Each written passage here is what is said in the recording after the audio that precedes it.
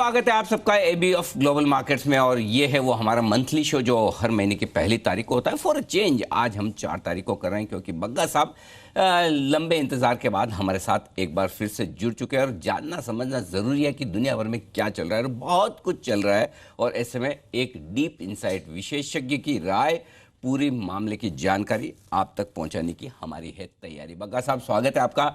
बहुत बहुत धन्यवाद सर, लंबे समय बाद आपसे मुलाकात हो रही है। Health and wealth, fit and fine दोनों sir? All good Anil ji. हाँ, वो तो सर लाइफ टाइम हाई पे। वेल्थ का तो कोई टेंशन है नहीं। हेल्थ, आपका मुस्कुराता हुआ चेहरा हमारे सामने दिख ही रहा है, दोनों का प्रूफ हमारे सामने आ चुका है। अब बताएं सर, शुरुआत करता हूँ उस सबसे बड़ी बात से जो है ना, मतलब ये चाइना वाला मामला समझ में नहीं आता सर। जब भी कुछ इनके यहाँ प्रॉब्लम होती है और मार्केट बंद रहता है। अच्छा, मार्केट बंद होता है तभी प्रॉब्लम बाहर आती है। ये एवरग्रैंड कितना ग्रैंड है, कितना डरना है? क्या मतलब डिफ़ॉल्ट हो जाएगा, डूब जाएगा? ये रिस्क बाजार ने पचा ली है, या फिर अगर हो गया डिफ़ॉल्ट तो फिर बाजार और गिरेंगे? डिफ़ॉल्ट होने की कितनी संभावना है? सो ये एवरग्रैंड से रिलेटेड हमारे जितने सवाल है सबके जवाब दे दीजिए सर।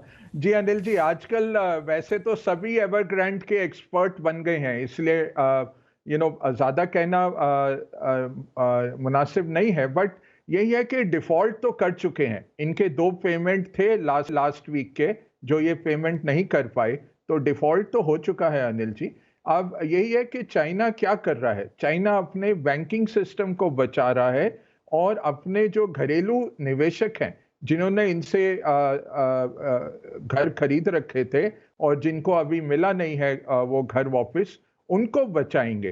तो अपने बैंक्स को और घरेलू निवेशकों को ये बचा रहे हैं, और बॉन्ड होल्डर्स को क्षति पहुंचेगी। ये हमें निर्णय लेना है। आज हांगकांग के बाजार में ट्रेडिंग भी रोक दी गई है, उसके स्टॉक की, एवरग्रैंड की। आज ट्रेडिंग रोक दी गई है, जो कहीं पहले हो जाना चाहिए था, क्योंकि डिफॉल्ट में तो है। और यही अचंभे की बात है कि चाइना में कोई रेटिंग एजेंसी काम नहीं कर सकती, कोई बैंक नहीं कर सकता, कोई रेगुलेटर, बिना कम्युनिस्ट पार्टी के। ऐसा होते हुए $300 बिलियन का इतना बड़ा कर्जा इन्होंने क्यों अलाउ किया? ये अलाउ हुआ क्योंकि लोकल गवर्नमेंट्स बहुत उनके ऊपर प्रेशर रहता है रेवेन्यू बनाने का। और अगर आप देखें, रियल एस्टेट चाइना में जीडीपी का लगभग 29% है अनिल जी, 29%। तो रियल एस्टेट सेक्टर बहुत बड़ा है, उसमें ये 4% है टोटल एवरग्रैंड। तो ये भी बड़ी कंपनी है, और ये डिफॉल्ट तो होना ही है। बॉन्ड होल्डर्स को क्षति पहुंचेगी। ग्लोबल मार्केट्स में लोग सुनते नहीं हैं। कब से हम कह रहे हैं कि चाइना ने जो शेयर बाजार में किया, $1 ट्रिलियन का मार्केट कैप वाइप आउट कर दिया, वही ये बॉन्ड्स में भी करेंगे, और $15 ट्रिलियन निवेशित करके बैठे हैं। इनफैक्ट जॉर्ज सोरस ने, आपको याद है, 3-4 हफ्ते पहले हमारी डिस्कशन हुई थी, जब उन्होंने कहा था कि ब्लैक रॉक क्यों जा रहा है चाइना में, आप वहां से पूरा अपना पैसा गवा के आएंगे। और ब्लैक रॉक ने कहा नहीं, हम जाएंगे और हम निवेश करेंगे, बहुत बड़ा मार्केट है। तो मार्केट तो बहुत बड़ा है, बट बहुत खिंचा हुआ मार्केट है, और ये डिफॉल्ट तो आना है। बट चाइना ये इंश्योर करेगा अनिल जी कि इससे कॉन्टेजियन ना आए। तो वो अपने नागरिकों के हित में काम करेगा। विदेशी जो बॉन्ड होल्डर्स हैं उनको हार्म आएगा। हमारे पे कितनी हानि आएगी, ज़्यादा नहीं आती, क्योंकि हमारा रूल ऑफ लॉ है। हमारी गवर्नमेंट हर वक्त, कभी इंडिया ने डिफॉल्ट नहीं किया, और हमारा गवर्नमेंट और रेगुलेटर मुस्तैद रहता है कि हर तरह के इन्वेस्टर्स को हम प्रोटेक्ट करें। तो हमारे पे हानि नहीं है। कुछ है तो हमारे पास शायद थोड़ा पैसा ज़्यादा आएगा अनिल जी। बिल्कुल, ये बात ठीक है। तो हमारे यहाँ तो कोई ऐसी खास दिक्कत वाली बात है नहीं। तो ग्लोबल इवेंट है, अगर ग्लोबल मार्केट थोड़े ख़राब हुए तो हमारे पे असर आएगा। अच्छा सर, ये अचानक से क्या हो गया? पूरी दुनिया में आप 2 हफ्ते गायब क्या हुए? सब जगह पावर की शॉर्टेज हो गई, एनर्जी स्टॉक्स, एनर्जी कमोडिटीज़, ऐसा क्या हो गया? मतलब कोयला नहीं है, कच्चा तेल नहीं है, गैस नहीं है, सबके दाम ऐसे क्यों बढ़ रहे हैं सर? देखिए, फरवरी से हम कह रहे थे सुपर साइकिल है कमोडिटीज की, और वो कैचअप कर गई है अनिल जी। अगर आप देखें जो प्राइसेस हैं, और इसके पीछे क्या है, एक है सप्लाई चेन में जो गिरावट आई है, सप्लाई चेन्स वीक हुई। दूसरा है कि डिमांड लौट के आई तेजी से, कोविड के बाद जो रेगुलराइजेशन ऑफ डिमांड शुरू हुई है वो तेज है। और तीसरी बड़ी बात है कि चाइना ने जो जियोपॉलिटिकल संकेत लिए थे, अब जैसे कोयला देखिए, थर्मल कोल जो है, जो उत्पादन होता है पावर प्लांट्स में, चाइना ने 49% वो वाला कोयला ऑस्ट्रेलिया से लाते थे। अब ऑस्ट्रेलिया के साथ, ऑस्ट्रेलिया ने जब कहा कि कोविड का जो ओरिजिन है चाइना से है, इसकी तहकीकात होनी चाहिए, उन्होंने ऑस्ट्रेलिया के लोहे को और कोयले को बैन कर दिया कि इससे ऑस्ट्रेलिया अपने घुटनों पे आ जाएगा। वो तो हुआ नहीं, इनकी अपनी हालत खराब हो गई चाइना की। तो ये एक तो है कि डिमांड बड़ी है, दूसरा है सप्लाई कम है, और पिछले 10 साल में कैपेक्स जो है कमोडिटीज में वो कम रहा। तीसरा है ओपेक जैसे देशों ने जो होल्ड किया हुआ है प्रोडक्शन। आज के दिन में ओपेक और रशिया अगर चाहे तो वो पैसा ला सकते हैं, वो तेल ला सकते हैं बाजार में। उन्होंने वो नहीं जारी किया। तो आज बैठक है, लगता है कि 4 लाख बैरल की वो क्षमता बढ़ाएंगे, बट अभी चाहिए तो लगभग 10 लाख बैरल दिन के। तो क्षमता है दुनिया में काफ़ी चीज़ों की, और सप्लाई चेन के कारण, डिमांड बढ़ने के कारण, और चाइना के जियोपॉलिटिक्स के कारण। एक और अहम बात जो है कि चाइना ने टारगेट लिया है क्लाइमेट समिट के लिए एमिशंस रोकने का। तो लोकल गवर्नमेंट में कोई सुन नहीं रहा था उसका। तो 30 इनके जो रीजन है उसमें से केवल 10 रीजन्स ने इस साल का जो टारगेट था वो मीट किया। अब उनको हो गया है कि भाई अगले 3 महीने में तुम्हें साल का टारगेट मीट करना है, तो वो कटौती करते जा रहे हैं। मैंने स्टडी की अनिल जी, चाइना की जो टोटल पावर प्रोडक्शन है वो 2019 के मुकाबले 15% ज्यादा है। तो ऐसा नहीं है कि चाइना में पावर कम है, ये ज्यादा कटौती लोकल गवर्नमेंट्स अपने एमिशंस के कारण कर रहे हैं। दूसरा, कोयले की कीमत इतनी बढ़ गई, और उनके जो एनटीपीसी हैं, उनके जो प्रोड्यूसर हैं, उनको राहत नहीं मिलती अगर कोयले की कीमत बढ़ती है। तो इसलिए वो इतना उत्पादन नहीं कर रहे। अब फ्राइडे को उनकी मीटिंग हुई है, बैठक हुई है कि किसी भी तरह से तुम कोयला और गैस लेके आओ, और इस विंटर में कुछ प्रॉब्लम नहीं होनी चाहिए। तो वो अब सरकार की तरफ से एक निर्णय आया है, तो लगता है कि वो सुलझ जाएगा। तो पावर इनके पास है, कैपेसिटी इनके पास है, ये खुद इन्होंने निर्णय लिए हैं। और चाइना सब कुछ छुपाता है। अगर चाइना ये सब पूरी दुनिया को बता रहा है कि हमारे यहाँ पावर कट हो रहे हैं, तो आप सोचिए इसके पीछे क्या राज है। ये जरूर सोचना पड़ेगा। आप उसको फेस वैल्यू पे मत लीजिए बिल्कुल भी। नीयत साफ नहीं है, आप यही कह रहे हैं ना, मतलब कुछ ना कुछ चाइना वाले बदमाशी कर रहे हैं। जी बिल्कुल बिल्कुल अनिल जी, सही कहा आपने। हाँ, तो ऐसा आप तो एकदम खुल के बोलो सर, कर रहे हैं तो कर रहे हैं, उसमें क्या, बोलने में क्या हर्ज है। बिल्कुल, तो हमें तो लगता ही है। और ये न सिर्फ ये पावर वाला, कमोडिटीज़ के दाम भी जो बहुत जोर से बढ़ रहे हैं। कुछ लोग कह रहे हैं कि आर्टिफिशियली डिमांड क्रिएट की जा रही है, कुछ लोग कह रहे हैं कि आर्टिफिशियली सप्लाई रोकी जा रही है, और उस वजह से, क्योंकि ऐसा तो कुछ हुआ नहीं कि अचानक से ये सारी कमोडिटीज़ की बहुत ज़रूरत आन पड़ी और सबको चाहिए। तो एक तरफ प्रोडक्शन रोक दिया, दूसरी तरफ वो ट्रांसपोर्ट करने के लिए कंटेनर्स नहीं है, और तीसरी तरफ फिर थोड़ा सा ही जानबूझ के डिमांड क्रिएट कर दी, तो फिर भाव ऐसे अनाप शनाप हो जाते हैं। वहाँ भी ऐसे ही हो रहा है सर? बिल्कुल अनिल जी, और देखिए एल्यूमिनियम का इन्होंने 30% अपना प्रोडक्शन रोक दिया है। अब कौन देश 30% रोकता है? सीमेंट का प्रोडक्शन 29% रोक दिया है। तो ये जान के कर रहे हैं, और ये फाइनेंशियल मार्केट्स में भी खेलते हैं। तो जो मंदी करके बैठे थे लोग, वो वाइप आउट हो जाएंगे, और जब लोग बहुत लॉन्ग होना शुरू करेंगे तब ये सप्लाई निकाल देते हैं। तो ये चाइनीज स्टेट प्लेयर्स का क्या है कि कैपिटलिज्म को डिस्ट्रॉय करो, इनको डब्ल्यूटीओ में आने देना या वर्ल्ड कैपिटल मार्केट में आने देना ही सबसे बड़ी ये जो अमेरिका की गलती थी। और ये अब खेल रहे हैं हम सबके साथ। ये कुछ नहीं है, पावर इनका बिल्कुल बरकरार है। अगर चाहें तो कल ये कर सकते हैं, कोयला खरीद सकते हैं। इंडोनेशिया में भरपूर कोयला पड़ा हुआ है, वहां फ्लड वगैरह आए तो उसके कारण नहीं पहुंचा। बट और इनके स्ट्रैटेजिक रिजर्व्स इतने रहते हैं। हमने पहले भी डिस्कस किया था, जब कीमतें बढ़ती थी तो ये कहते थे हम स्ट्रैटेजिक रिजर्व रिलीज करने वाले हैं। और उसका भी कुछ असर दिखा नहीं। तो वो कहाँ है स्ट्रैटेजिक रिजर्व? और एकदम से 20 साल तो ये कहते थे कि हमारा सरप्लस पावर है, एकदम से यहाँ कटौती कैसे शुरू हो गई? तो ये कुछ और है इसके पीछे, इनकी बड़ी लंबी चाल है, इस पे हमें नहीं देखना है और इसको नजरअंदाज करिए। जो एक्चुअल डेटा आता है उसको देखिए, इनके बयानों पे या इनके प्रोपेगेंडा पे मत जाइए। ठीक बात है सर। तो पहली चीज तो ये होगी। अम, अच्छा, इनका निशाना किसके ऊपर है सर? मतलब खाली ट्रेडिंग के हिसाब से ट्रेडर्स पे है या फिर अमेरिका पे? अल्टीमेटली तो डेमोक्रेसी पे है, क्योंकि जी जिनपिंग बहुत निश्चित हैं कि कम्युनिज्म ही एक तरीके का निजात है दुनिया भर के लिए, और डेमोक्रेसी को डिस्ट्रॉय किया जाए। तो इनका स्टेट स्पॉन्सर्ड है ये सब कुछ।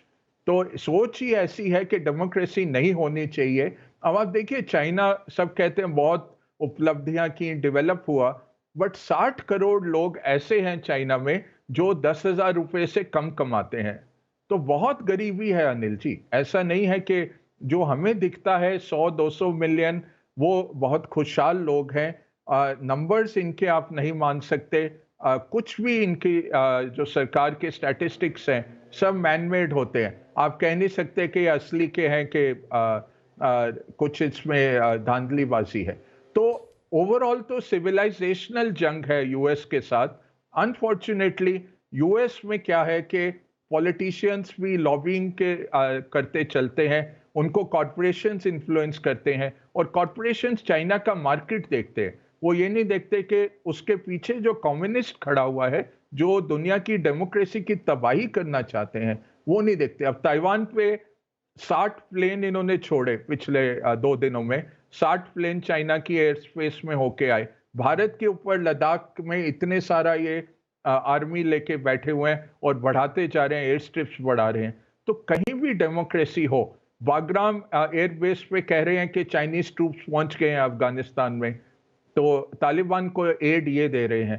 तो ऐसे 40 कंट्रीज अब हो गए हैं विश्व भर में जिनका चाइना के सामने डेट, मतलब चाइना से उन्होंने लिया है लोन, उसका 10% से ज्यादा जीडीपी का हो गया। 40 ऐसे देश हो गए हैं। गरीब देशों को ये पैसा देते हैं, फिर उनका पोर्ट ले लेते हैं, उनका बेस ले लेते हैं, उनकी सड़कें ले लेते हैं, और उनको फिर अपना कॉलोनी बना लेते हैं। यही इनका पूरा जो स्ट्रैटेजी है वो यही है। अच्छा, तो अब समझ में आया है पूरा का पूरा मामला, चाइना का गेम प्लान क्या है। अच्छा सर, अब बताइए अमेरिका का हाल क्या है? थोड़ा पिछले हफ्ते में, 2 हफ्ते में, जब आपका सपोर्ट नहीं था तो अमेरिका के बाजार बड़े ऊपर नीचे हो रहे थे। अब आप आए तो वापस थोड़े स्टेबल हुए, तेजी वेजी हुई है। वहाँ का डायरेक्शन क्या है सर?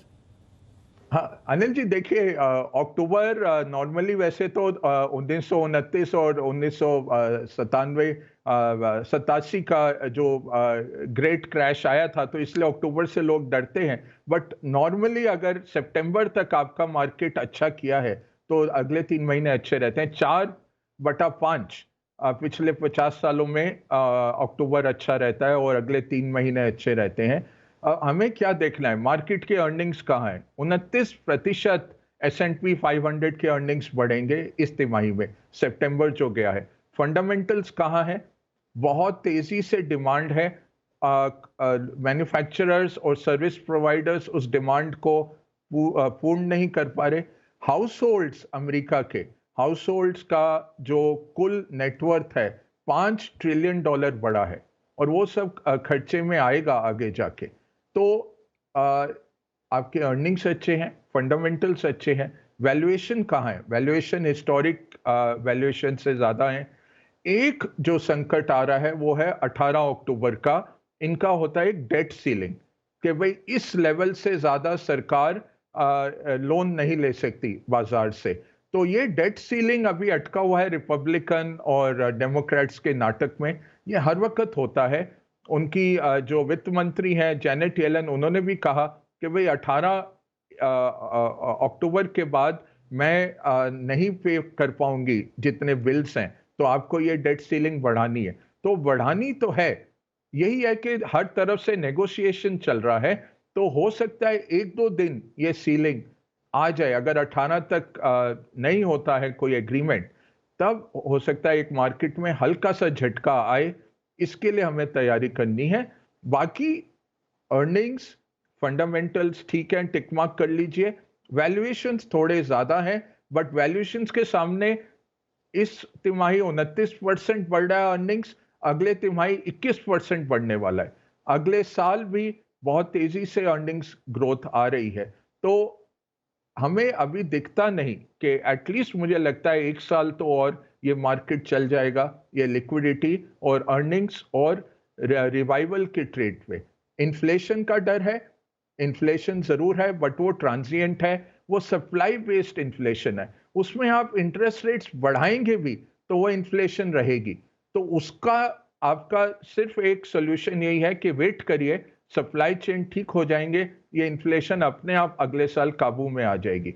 तो हमें कुछ इंटरेस्ट रेट्स बढ़ते दिखते नहीं। हाँ, टेपर आ जाएगा।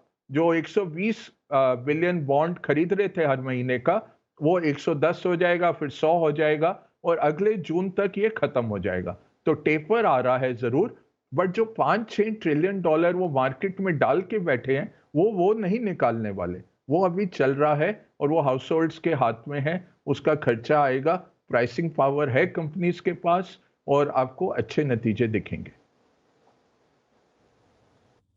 ओके, तो ये है आपके लिए पूरा का पूरा मामला इस वक्त होता है। लेकिन टेपर ये महंगाई बढ़ने की वजह से आएगा, और क्या इसी साल आ जाने वाला है या अगले साल तक का इंतजार करना है सर? ये नवंबर फर्स्ट वीक में मीटिंग है अनिल जी, अनाउंस हो जाएगा। या नवंबर में 10 बिलियन काटेंगे या दिसंबर में, इस साल आ जाएगा, अभी आने वाला है। तो 120 से 10-10 या 15 बिलियन की उसमें मेरे ख्याल से तो पहले 10 करेंगे, देखेंगे क्या माहौल रहता है मार्केट का। बहुत इंपॉर्टेंट एक आंकड़ा आएगा फ्राइडे को अनिल जी, जो जॉब्स ग्रोथ आएगा। तो वो 2,75,000 का एस्टिमेट है। अगर जीरो आता है तब वो टेपर रोक देंगे, अगर 1 लाख 2 लाख भी आता है तो वो जारी रखेंगे। उसके पीछे क्या राज है कि वैसे तो लगभग 1 करोड़ जॉब्स, 10 मिलियन जॉब्स हैं, बट कोई करना नहीं चाह रहा है। लोगों को घर बैठे पैसे मिल रहे हैं और जो प्रोग्रेसिव्स हैं डेमोक्रेट्स के, वो भी यही कह रहे हैं कि एक और 1 ट्रिलियन का स्टिमुलस आप लेके आइए। लोगों को घर बैठे $500-600 हफ्ते के मिल रहे हैं और वो फिर काम करने को तैयार नहीं है कि $400 या $500 का काम करें जाके, उसके सामने लोग नहीं मिल रहे। आप देखिए यूके में ट्रक ड्राइवर नहीं मिल रहे।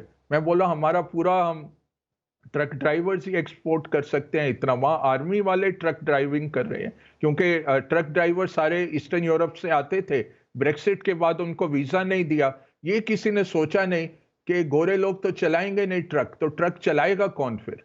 अब वो ढूंढ के आर्मी वालों को लगा रहे हैं ट्रक चलाने में, क्योंकि पेट्रोल पंप्स में उनका तेल खत्म हो गया।